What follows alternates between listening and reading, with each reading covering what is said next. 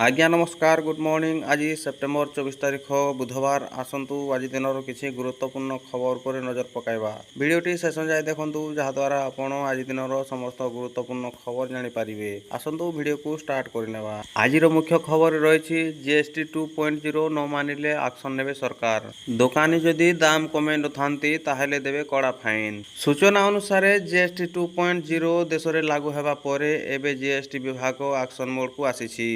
GST लाभ समस्त देशवासी किभली भाव पाई पारिबे से नहीं नजर रखा कड़ा निर्देश देइछंती नरेंद्र मोदी। आउ एहाको निश्चित करने को सरकार सबु प्रकार उद्यम करुवा बेले जीएसटी अधिकारी माने बजार उपरे कड़ा नजर रखिछंती। उभय केंद्र और राज्य जीएसटी विभाग क्षेत्र अधिकारी माने बजार रे केउ मुहूर्त रे चढ़ाव करि पारंती। साधा पोशाक पिंधि केउ जिनिस गुड़िक दाम सस्ता होइछि सेमाने ताहाकु किनिबे।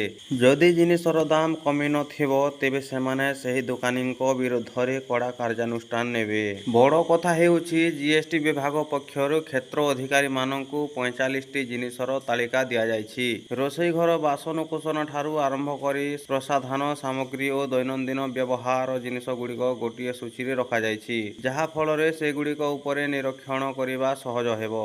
एपरिकी सबु प्रकार स्टेशनरी को गोटे तालिकार रखा जाइछि। निजे बजार को जाई एही सबु जिनिस गुड़िकर दाम जांच करने को अधिकारी माननकु कहा जाइछि।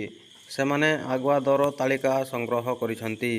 गत सोमवार पुणी थरे सेमाने सही जिनिस गुड़िक नुआ दर संग्रह करिवे। नुआ और पुराना दर मध्यरे तुलना करी दर जेतिकी कमिबा कथा कम होइछि कि नाही ताहार जांच करिवे।